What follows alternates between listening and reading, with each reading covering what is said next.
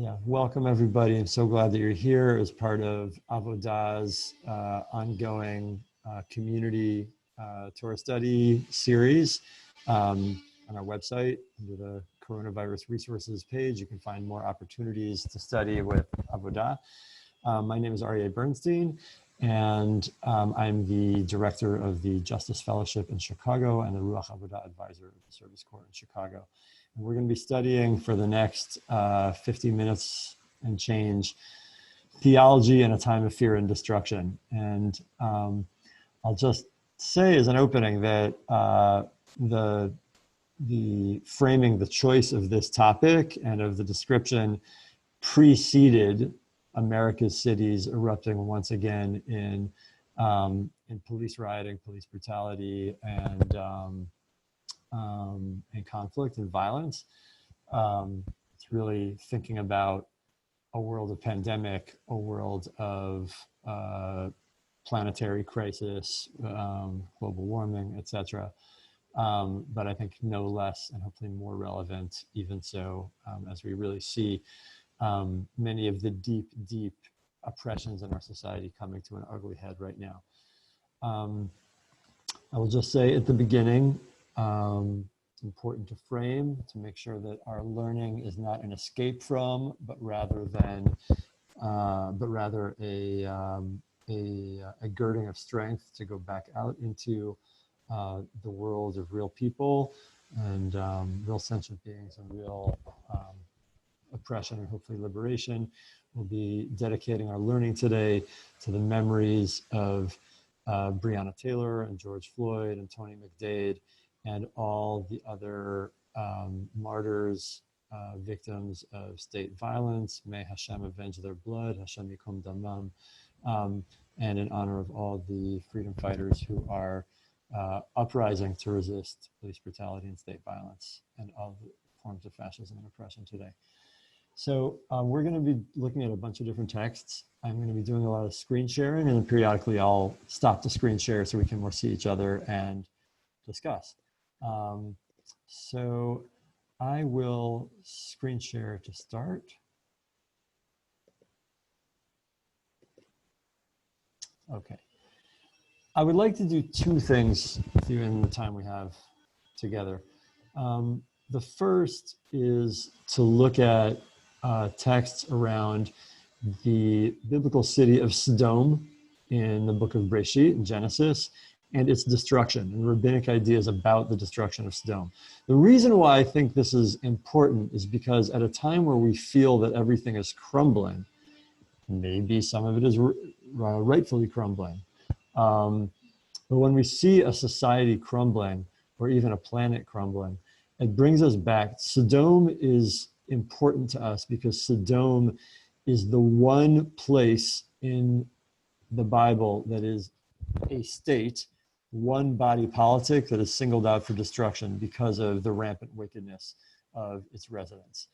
There's plenty of punishment of other empires and other people, obviously Pharaoh and the Egyptian empire, but Egypt isn't completely obliterated. Sodom is the one place that is completely obliterated, both in terms of its inhabitants and even its ecosystem, based on its wickedness. And as it's at a time of planetary destruction, that seems important for us to understand what was it that they did that was so bad. So the Torah tells us one story in order to capture what its wickedness was all about. The only background is that we've been told Avram has just been visited in his tent by these three visitors. Even though he was post-surgery, he prepared all this food for them. One of the visitors, angels, representatives of God, however you prefer to call it, informed him and Sarah that they will miraculously have a baby in a year, even though they're both beyond the age and physical capacity of doing that in a natural way. And then two more angels come and show Avram what's going to happen to Sodom.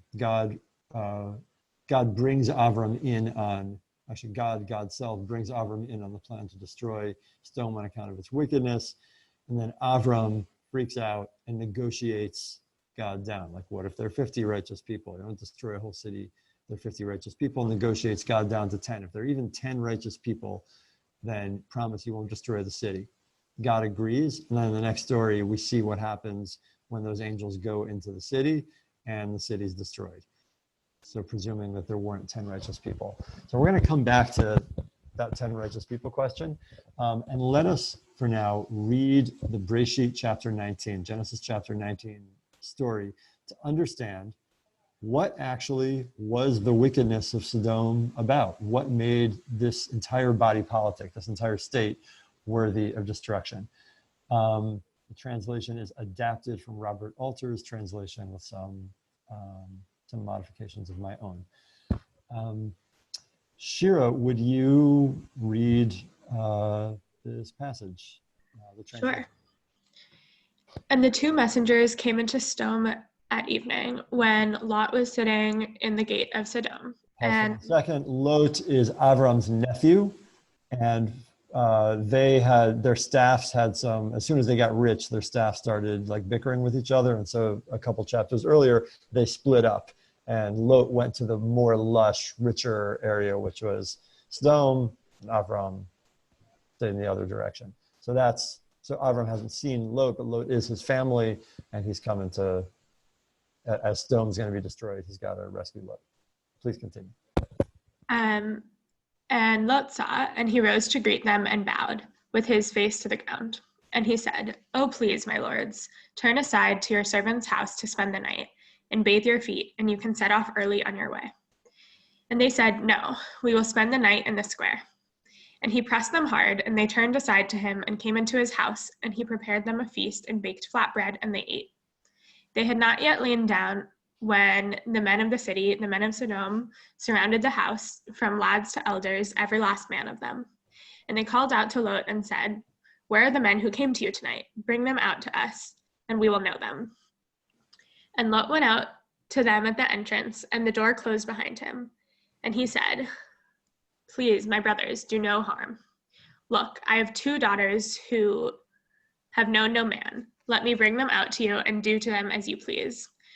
Only to these men, don't do a thing, for after all, they came under the shadow of my roof." And they said, "Come close to over there." And they said, "Some guy comes as an alien and makes himself a judge. Now we'll harm you worse than them." And they pressed hard against the man, Lot, and approached to break down the door. And the men reached out their hands and drew Lot to them into the house and closed the door. And the men at the entrance of the house, they struck with blinding light, from the smallest to the biggest, and they could not find the entrance. Okay, thank you, Shira, for reading a hard story that merits a lot of trigger warnings, as does much of the Bible. Okay, so what do we see from the culture of the city of Sodom? This is all we really know about them. Then after this, God starts raining down the punishment.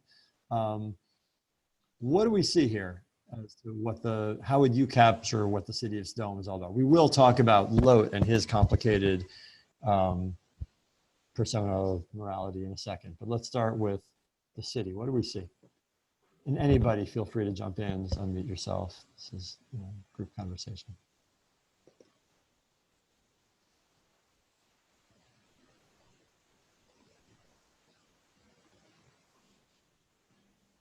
So let's start with, what do we learn from the culture? Remember, so Lot sees these guests arrive in the city. What tone of voice do you hear in verse 2 when Lot says, "Please, my lords, turn aside to your servant's house to spend the night and bathe your feet. You can set off early on your way"? What's going on for Lot as he sees guests in the city toward dusk? Based on what you saw afterwards, what might you imagine? How might you have felt? You've been living in this city for a long time and you see guests there.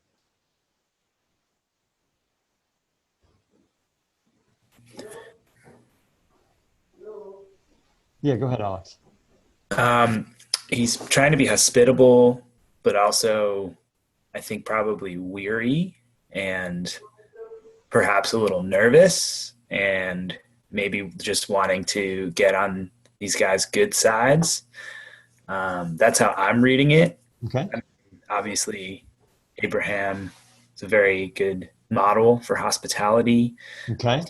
elsewhere, but in this case, it seems like scary men arriving at my door and just trying to give them a good experience. Great. Any other thoughts? Any different reactions? Let's look at the end of verse 2 and into verse 3. So after Lot offers sanctuary and hospitality to these two strangers, they say, no need. We can spend the night in the square. We got tents. We can camp out. It's really not that big a deal. We're used to being on the road. Don't bother. And look at verse 3. He pressed them hard, and they turned aside to him and came into his house. He's like, no, really, guys, please, you want to come inside. Now, at that point in the story, I think we might think that, this is a matter of, Lot's extra generosity. He loves being the big host, the big guy, and he's badgering these guests who are really fine. Maybe that's connected to Abraham and hospitality. But I think in the continuation of the story, when we find out how all of the residents of the town react to the word that there are guests in town, I feel like retroactively we learn something kind of dark about what must have been going on for Lot, what he must have been concerned about at the time. So let's just review what we've seen here. Verse 4, they haven't even yet lain down when the men of the city, the men of stone, surrounded the house. Nasabu al habayit. It's related to the word sevev, to go around, like the Hebrew word for dreidel is a sivivon, it spins around. So they've completely surrounded the house. Minar v'ad zaken, young to old, every last man of them. So how would you capture the scene? Try to fill out this picture. What do you see here? How would you describe the scene?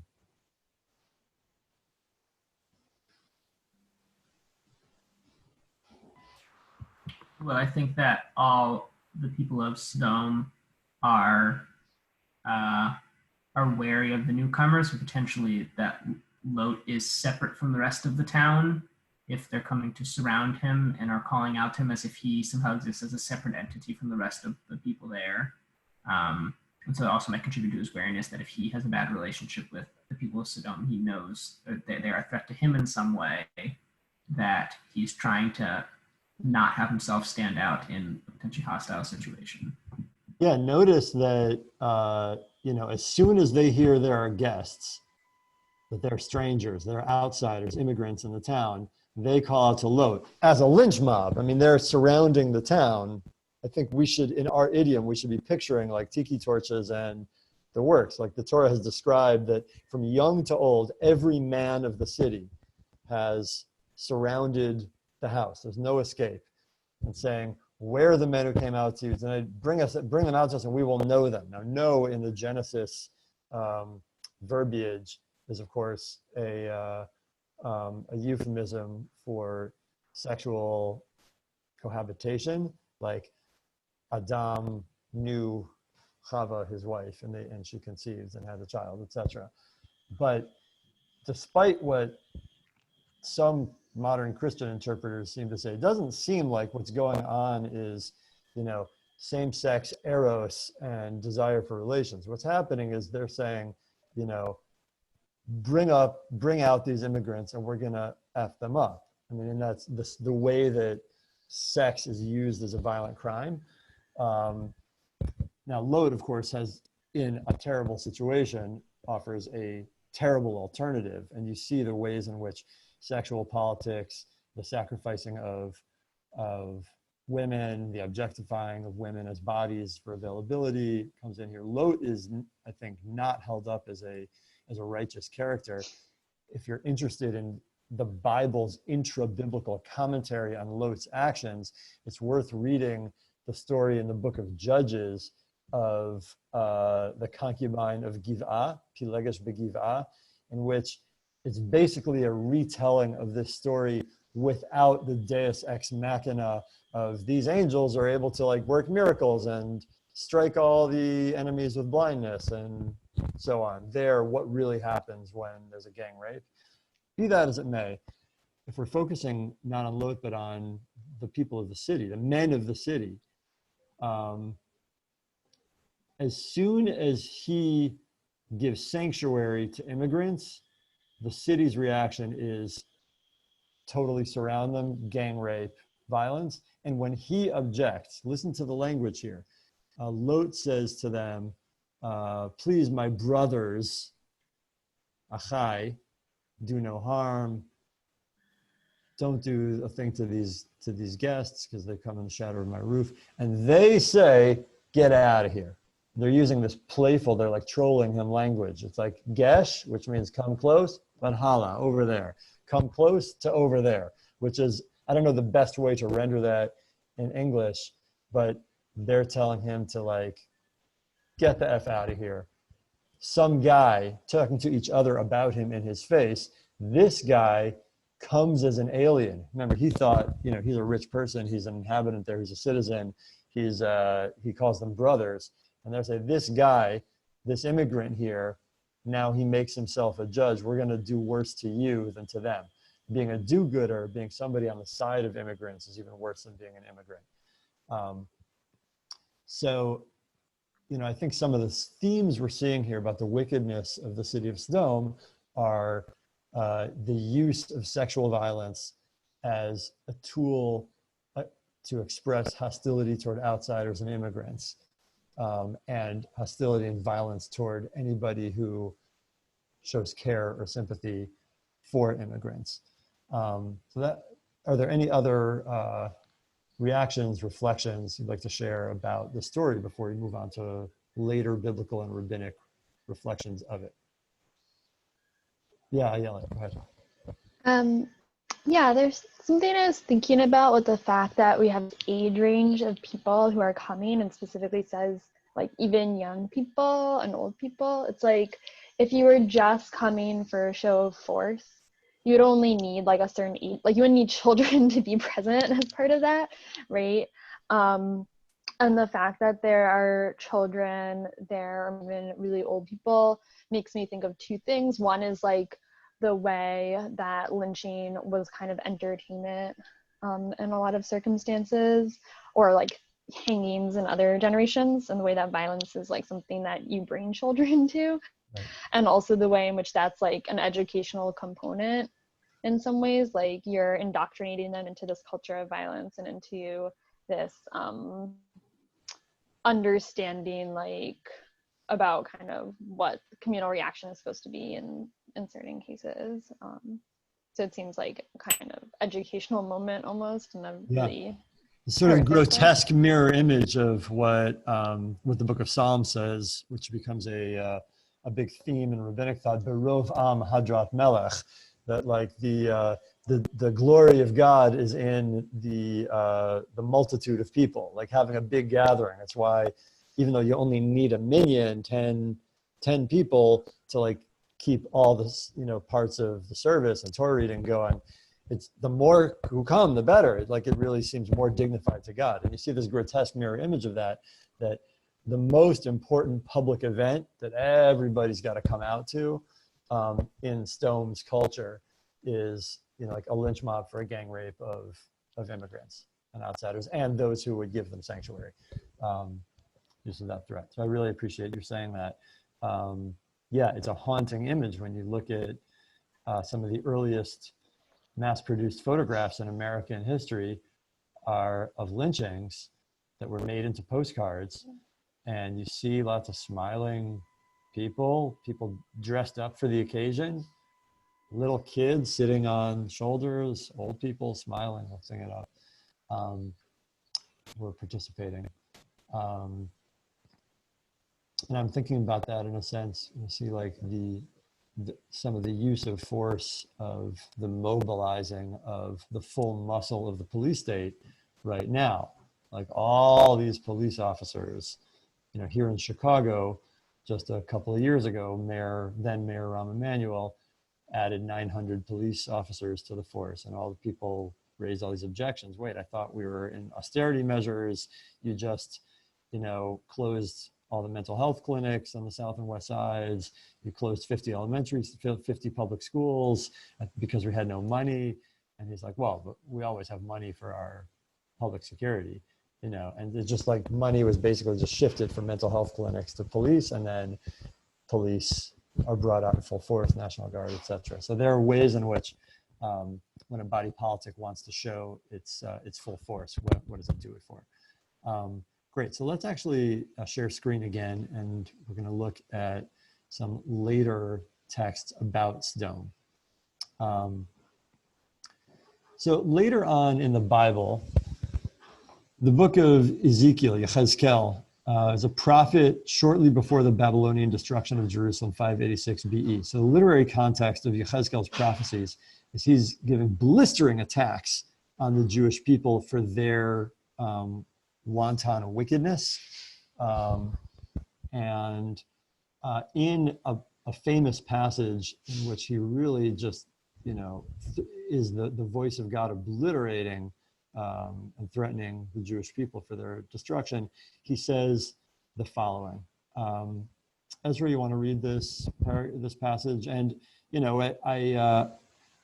where you see I've transliterated God's personal four-letter name as the letters that appears in the Hebrew, and just like in the Hebrew, we have a custom to see God's written four-letter name, but not to pronounce it. So whether you say Hashem or Adonai, or say Lord or God again, there's a long tradition of Jews being uncomfortable about how to talk about God, and that's a good example of it. So here you go, Ezekiel chapter 16. Go for it, Ezra. Yes, so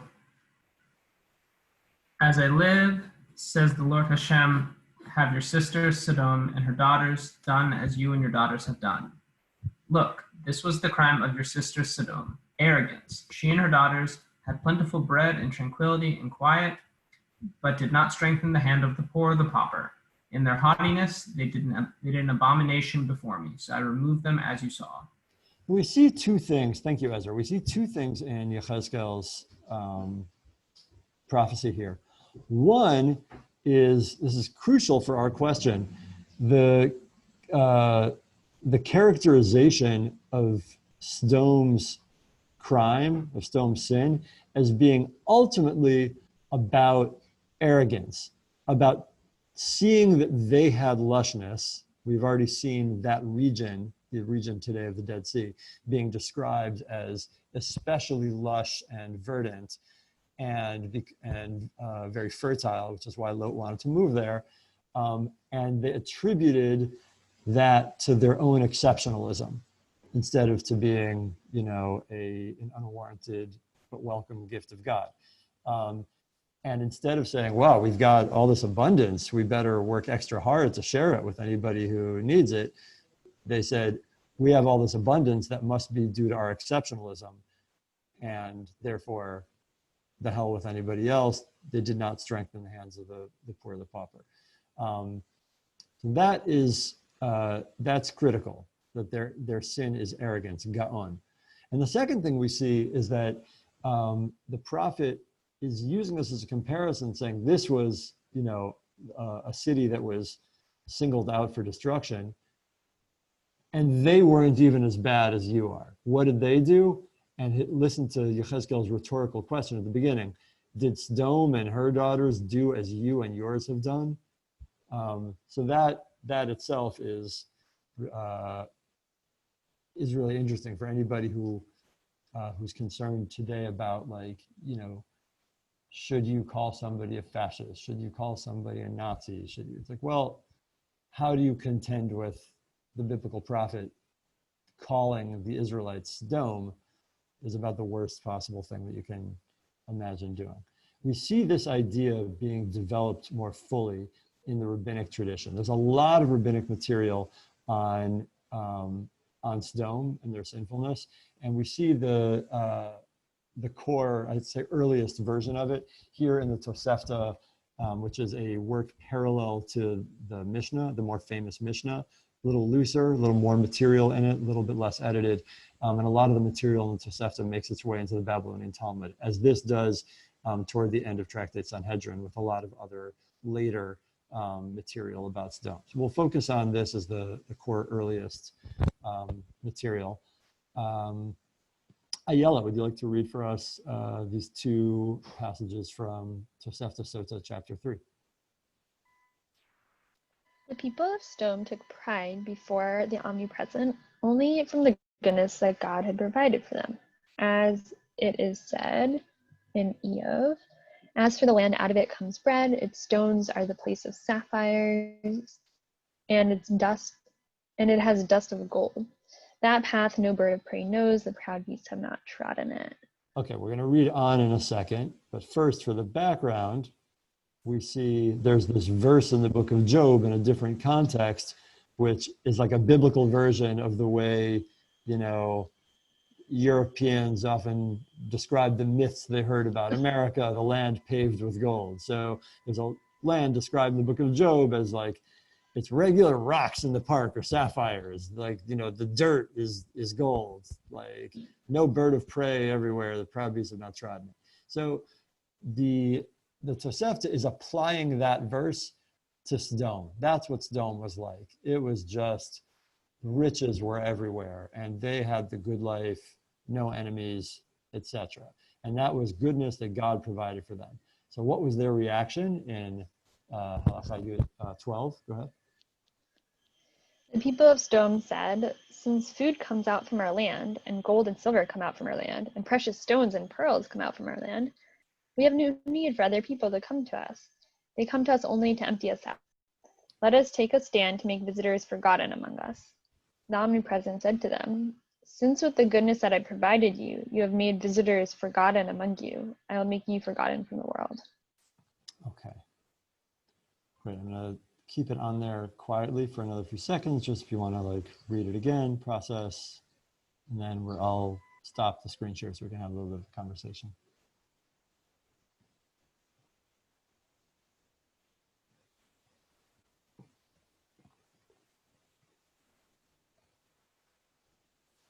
Okay, so we're talking about the theology of fear and destruction, and we'll pivot shortly to theology of resistance, but starting with destruction, giving name to our fear and dread. What have we seen here? What does the Tanakh and the rabbinic tradition see as core to a body politic that merits destruction? And don't hesitate. I mean, go back, as we said at the beginning, we're trying to make this to relate to our sacred text as alive today. If there are applications in our world, feel free to reflect on that if that's what's going on for you.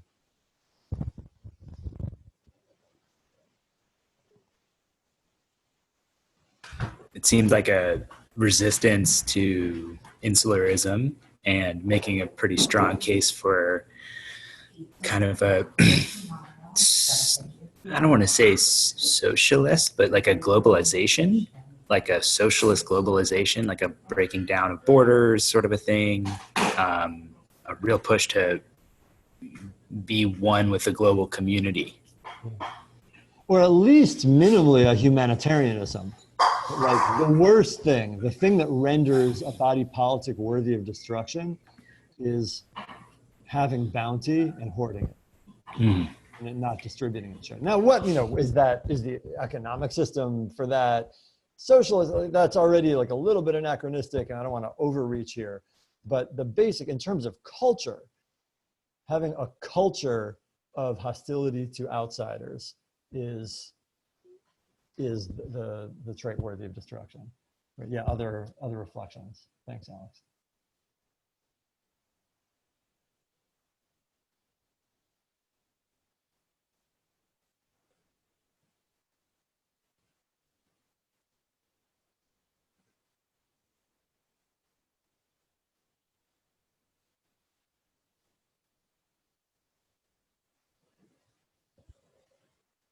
I'm very interested in another phenomenon here too, which is that, what we saw in the biblical story was a specific snapshot of the use of sexual violence and threatened mass violence against outsiders.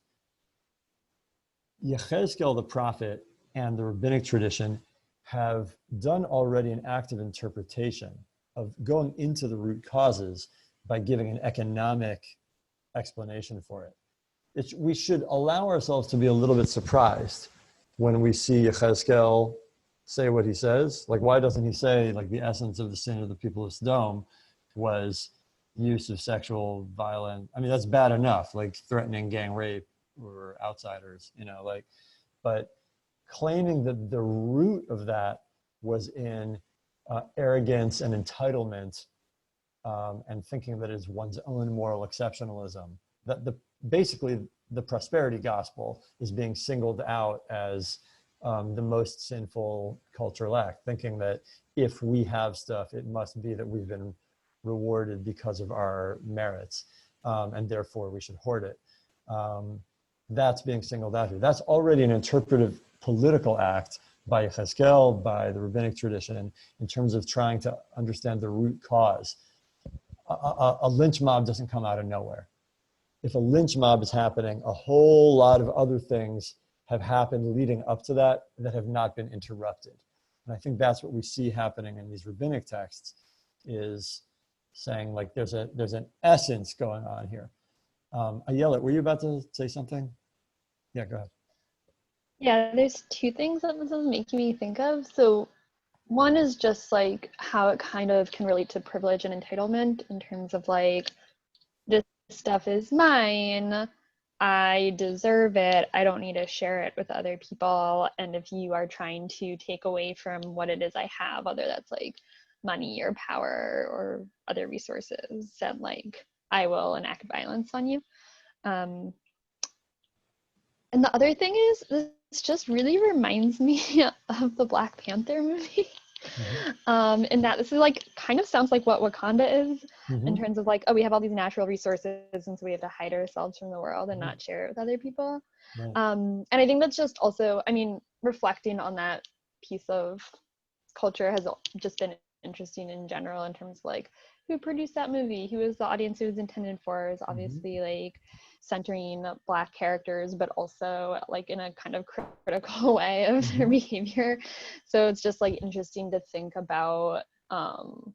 Yeah, obviously we're not going to get into a whole discussion of Black Panther movie, but Right. I think it is interesting how like that is kind of the perspective that's shown there too. Yeah, I mean, I think it's a really perceptive observation of one of the critiques going on within that film, of like the ultimate arc of the film is learning that like we have to be involved in the world, we have to be sharing.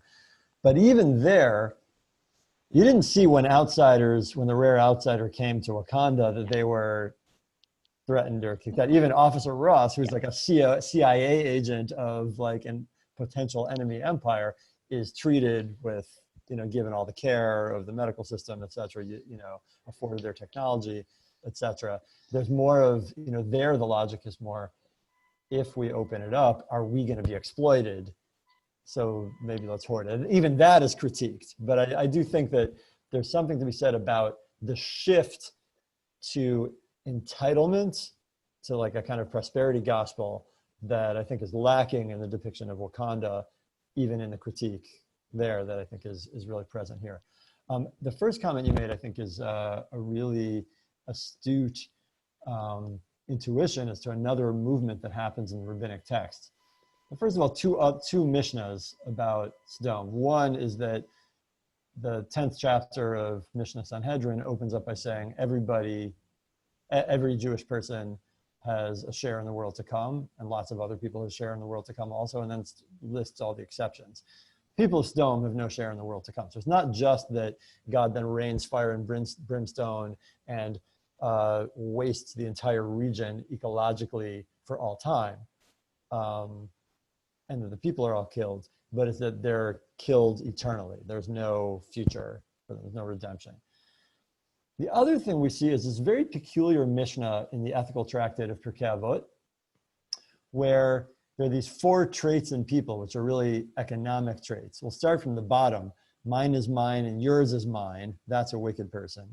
Mine is yours and yours is yours. That's a pious, selfless person. Mine is yours is mine. That's a peasant. I think you see a little bit of paternalistic, like, oh, well, okay, that maybe is not that realistic. But then the most interesting one is the first one, one who says mine is mine and yours is yours. One view says that this is an average trait, and some say this is the trait of Sodom. And it should blow our mind, even aside from the content of the Mishnah, it should blow our mind the possibility that there could be such a dispute about anything that some reasonably thinking rabbis would think X behavior is average, acceptable, typical, expected, fine, and some people would see that same behavior as sodomite. Again, like in our language, it's a way of saying like the closest we come to that is like Nazi, like the worst kind of thing that you could imagine. The commentaries really say on that it really depends on what people mean. If people mean, look, you know, I respect your boundaries, I respect boundaries, I respect my property, I respect your property, I respect my fence and your fence, because we're all trying to make room for each other's flourishing, and I'm not trying to interrupt your flourishing, that's an average trait. But, says a commentator like the Meiri and some of the others, I didn't bring them on the sheet, if you say mine is mine and yours is yours as a way to interrupt somebody else's flourishing, even if it doesn't cost you anything, that is the trait of Sodom. Now that is fascinating because we are very far from a gang rape at this point. But listen to this translation into law in the Shulchan Aruch, the legal code. Siblings or partners who come to divide a field. So let's say, Shira, you and I are siblings actually, and our parent is deceased. We've now inherited a big field, and we have to divide it up. So we're each taking our share. If it's all completely equal, then they divide it only according to size. Maybe none of us owns land on our own, and it's equal quality land, divided 50-50. But let's say if you say, give me my share on this side, on the east side, so that it'll be connected to my other field, and it will all be one field, we listen to them, and we enforce this for preventing this as a trait of Sodom. Let's say that you happen to own the plot of land on the eastern boundary of the fields we're inheriting, and other land that I own is elsewhere. And so the east side benefits you more than it would benefit me. If I try to obstruct you and say, no, I want the east side specifically, even though I don't benefit more from the east side than from the west side, I'm just trying to prevent you from benefiting, that is called the trait of Sodom. Now, again, we are very far from a lynch mob gang rape over outsiders. But the halachic literature is doing some real root cause analysis interpretation with teeth and saying, ultimately, cultivating or failing to interrupt the spirit that seeks to interrupt somebody else's flourishing, even if I don't lose anything by your flourishing, that sees us as fundamentally as being in competition with each other, that is Sodom. That is a trait that dooms a whole body politic to destruction and has no place in the world to come. And that the court enacts that. The court doesn't just yell and moralize. The court will actually enforce that Shira has to be given that plot of land and I can't restrict it because we enact to prevent the trait of Sodom. Now, I think, I'm not going to belabor the point, but I think that there are some very troubling implications for what it means to be living in America and living in a world that is dominated by America and Americanism, the American empire, if the rabbinic tradition is telling us that prosperity gospel, entitlement, culture of exceptionalism based on prosperity, and trying to prevent other people's flourishing, even if it doesn't cost us anything. That's a pretty apt way of describing American foreign policy, American domestic policy, American economic policy. And that should make us very afraid. Now we should remember the subject of Abraham's dispute. I think this is something that's missed on a lot of people. Some people are rightfully inspired by Abraham's intervention with God, saying, wait a minute, don't go destroy the people. What if there are 50 righteous people there? Abraham never disputes with God that the majority of the townspeople merit destruction. He only argues that you can't destroy the entire town if there are righteous people there. Now, when he says that, I think the way a lot of people capture it is they say that that it's fundamentally about the innocent being punished along with the guilty. But if that's the case, why did he stop at 10? He should have stopped even at 1. How can you destroy a city if there's even one righteous person? But instead, once it's fewer than 10, and again, the threshold for righteous is not very high. Lot is not what we would describe as righteous, but as problematic as Lot and his family were, they weren't necessarily steeped in that hostility to outsiders and entitlement. He wanted to give sanctuary to people. So like the threshold for righteousness for salvation is pretty low, but once we're under the threshold of 10, we don't try to save the whole city. We evacuate the righteous people. And I think that's a way of saying that if righteous people have a quorum, have any kind of critical mass, then there's still hope.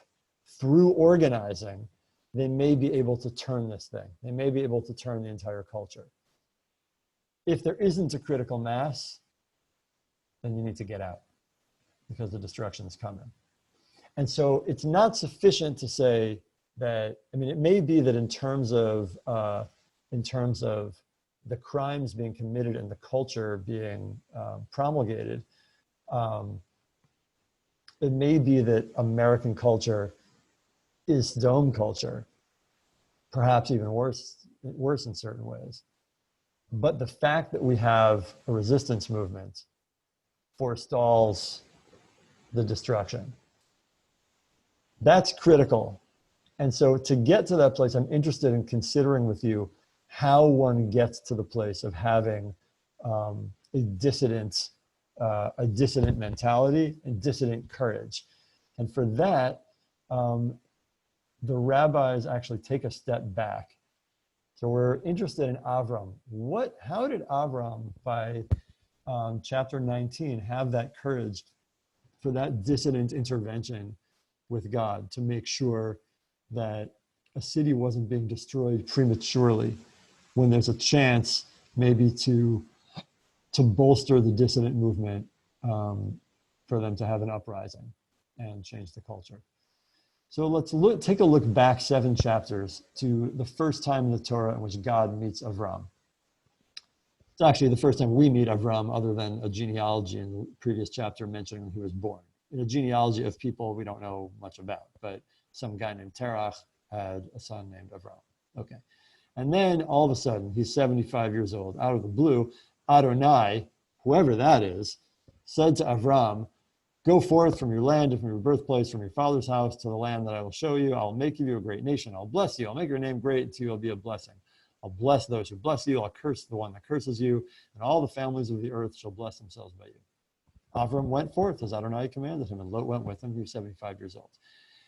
The rabbis quite understandably look at this passage and they do kind of the Looney Tunes, eyes bugging out, what? Avram's never even heard of this God. He's 75.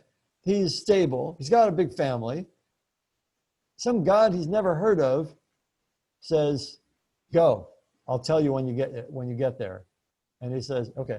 And he goes. Why? What? We need more information here. What were the conditions that led Abraham to be able to perceive God, to hear this voice, and to understand that it was a serious charge? What's the tone here? We need more information.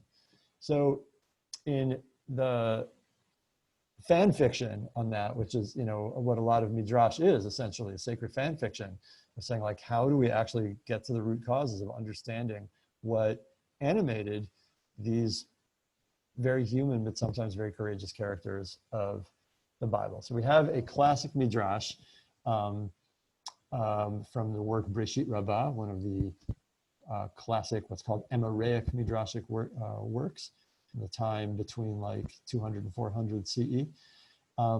So this Midrash unpacks what Avram must have been doing to be able to receive the divine call. This isn't the only answer to it. There are quite a few, but this is the one that's probably gotten the most mileage in a lot of subsequent Jewish philosophical work, though often misunderstood. Rachel, would you like to read this passage?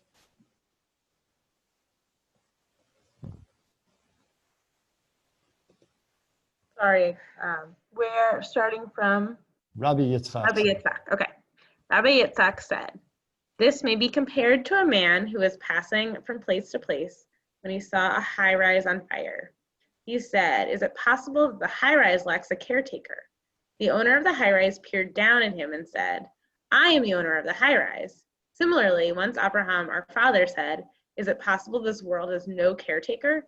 The Holy Blessed One peered down and said to him, 'I am the owner of this world.'" Okay, thank you, Rachel. Now this is a somewhat cryptic passage. Let's see if we can unpack and make sense of it. I see Ayelet's smiling. You've studied this before. That's good. So we're going to welcome your observations about this. We want to get to what the upshot is here.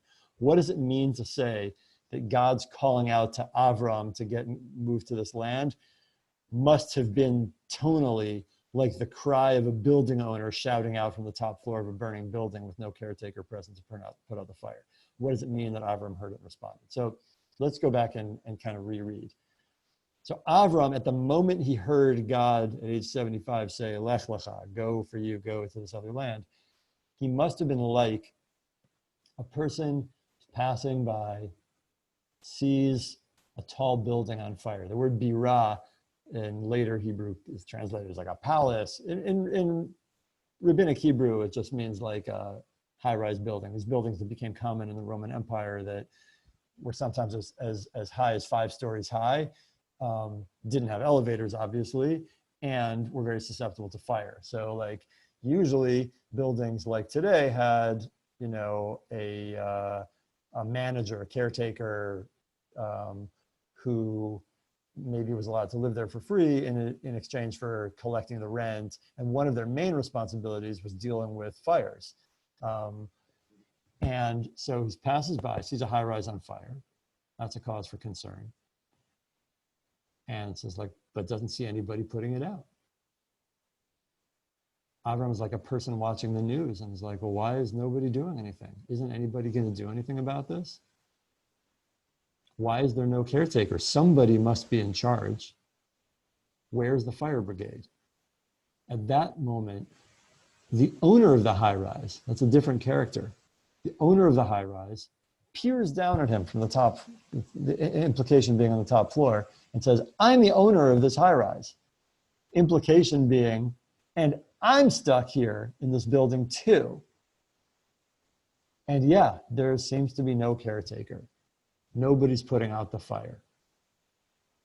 Similarly, once Abraham, our father, said, is it possible that this world has no caretaker? In order to hear God's voice, the meaning of hearing God's voice, the meaning of spirituality, according to Rabbi Yitzchak, the meaning of spiritual awakeness, of theological presence, of being a religious person, according to Rabbi Yitzchak in this Midrash, is to be the kind of person who first observes that the world is on fire, sees it as a problem, wonders why nobody's putting it out, and understands the implication that I'd better be putting it out myself.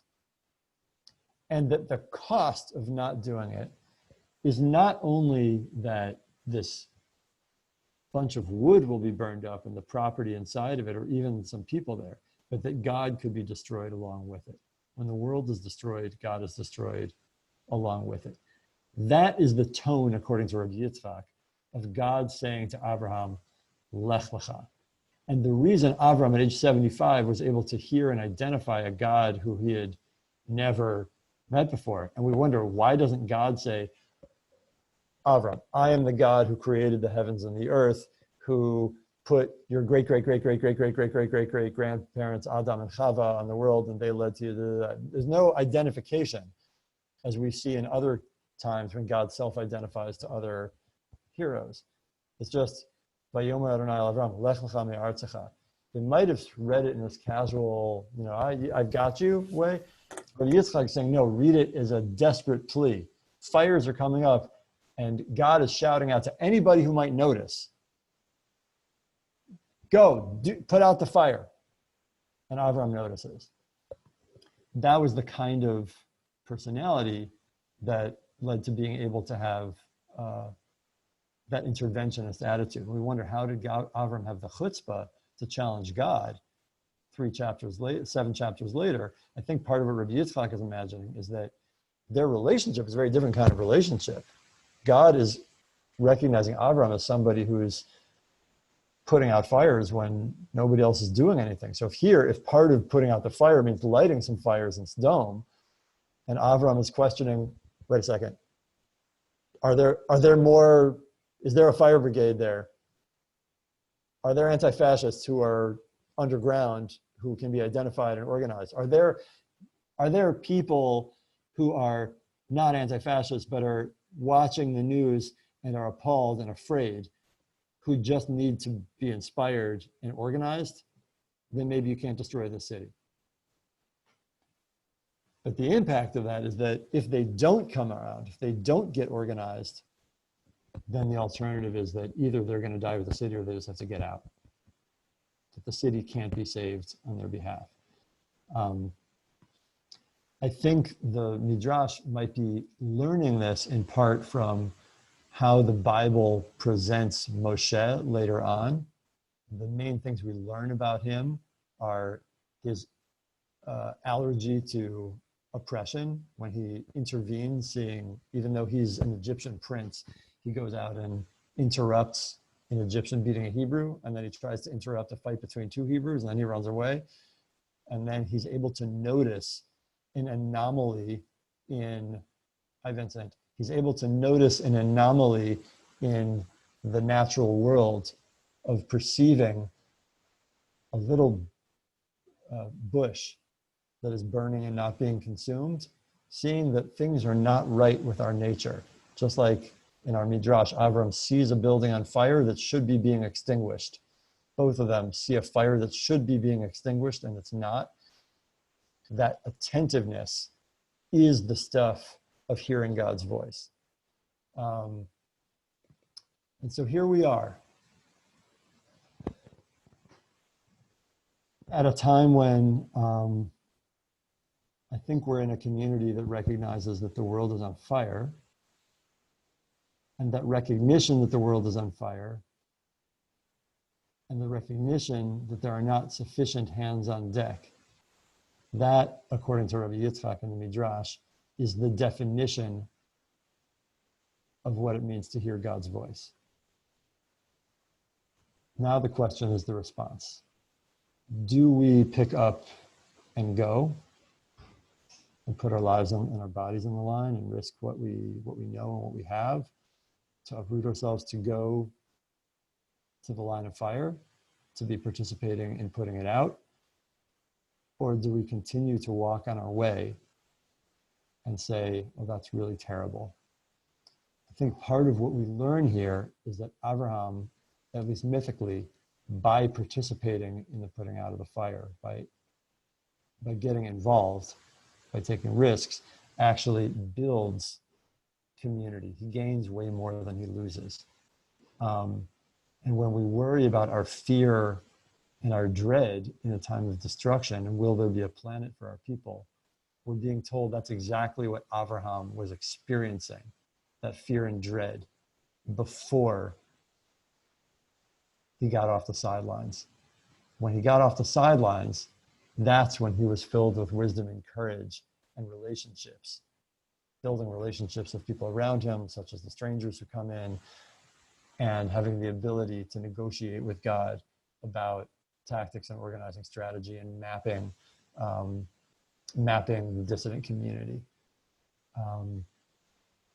I hope that as we work through our own fear and dread, whether it refers to police brutality, militarization, wealth hoarding, and cruelty to the poor, concentration camps for immigrants, global warming and planetary destruction, that we recognize that our noticing and our being bothered and our hoping that somebody's intervening is the definition, according to this slice of Judaism, of hearing God's voice, of being a religiously awake person, and that we're being called upon to get off the sidelines and take some risks to be putting out the fires.